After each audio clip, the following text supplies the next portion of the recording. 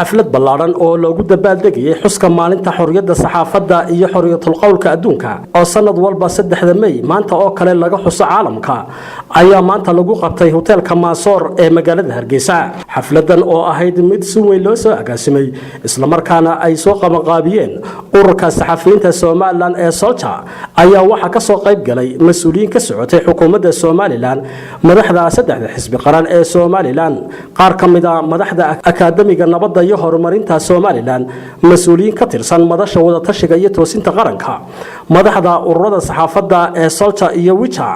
dalada ururada aan dawliga ahayn ee Sonsaf dalada ururada dhalinyarta Soomaaliland ee Sonyo iyo qaar ka mid ah madaxda xarumaha warbaahinta madaxa bannaan ee Soomaaliland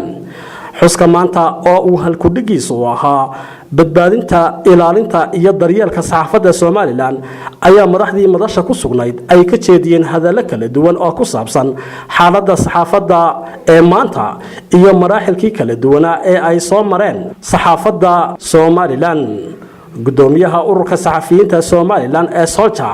Xasan Maxamed Yuusuf ayaa khudbad uu madasha ka jeediyay waxa uu ugu horeyn hambalyo iyo bagaadin u diray xuska maanta darteed guud ahaan saxafiyiinta Soomaaliland xaasaskooda iyo caruurahooda waxaanu sheegay in ummad kasta horumarkeeda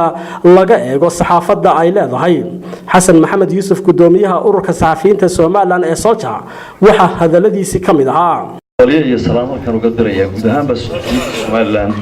meel kasta oo ay joogaan iyaga iyo reerahooda iyo caruurtooda iyo maxaan ku dhahdaa qoysaskooda iyo asxaabtooda oo dhan waxaan idin sheegayaa wax badan u baahan yihiin inay ka fiirsano haddaynu nahay bahda saxaafadda inaynu wax badan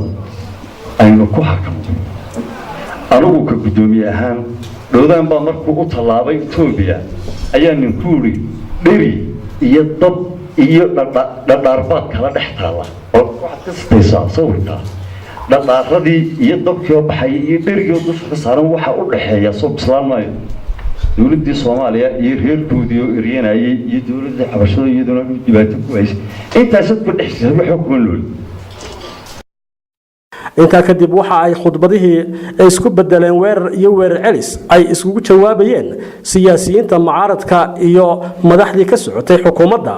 mas'uuliyiinta sida kulul iskula hadlay maanta waxa kamid ahaa gudoomiye ku-xigeenkii hore ee xisbiga kulmiye Cabdiraxmaan Cabdiqaadir wasiirkii hore ee wasaaradda warfaafinta Soomaaliland Cabdi Yuusuf Ducaale Boobe gudoomiye ku-xigeenka koobaad ee hadda ee xisbiga kulmiye Mujaahid Maxamed Kaahin Axmed iyo wasiirka hadda ee wasaaradda warfaafinta Cabdilaahi Maxamed Daahir Cukuse waxaana hadaladoodii kamid ahaa marka laga hadlayo madax bannaanida saxaafadda halgan hubaysan oo 10 sanadood oo aysan horseed u ahayd ayaa loo soo galay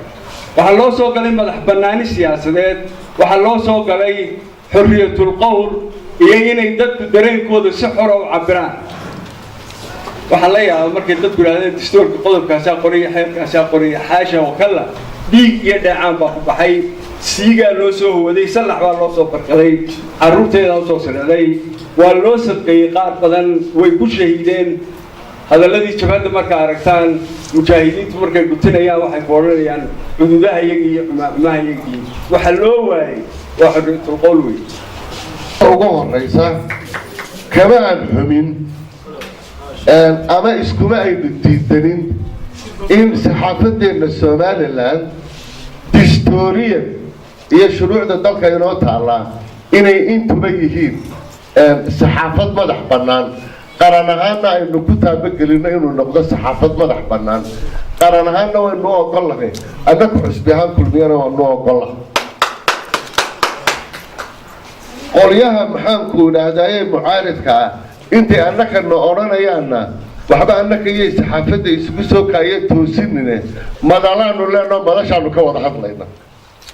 iyo dhagahoodii iyadaa wuxuu sheegaysaa annagu siyaasiyiin baanu nahay dhinac baanu ku radanahay waxa noo gaaraa baanu sheegaynaa iyadu cid kasta waa xoro waa u dacada wax dhabtaa bay sheegaysaa markaas saxaafaddii maxaa laga ilaalinayaa inay wax sheegto maxaa dhacay markaa bal in marayal markaa u fiirsada in riyaalo waxaan oran jiray waa nabad sugid waxbuu xidhxidhaa وهذا سمايا انتو جوجي سجالكيس سداد سنادو حقوق عيي وحو حيلي toban suxufi buu xidhay labadii ugu sannadood ee ugu horreeyey silaayo wuxuu xidhay 8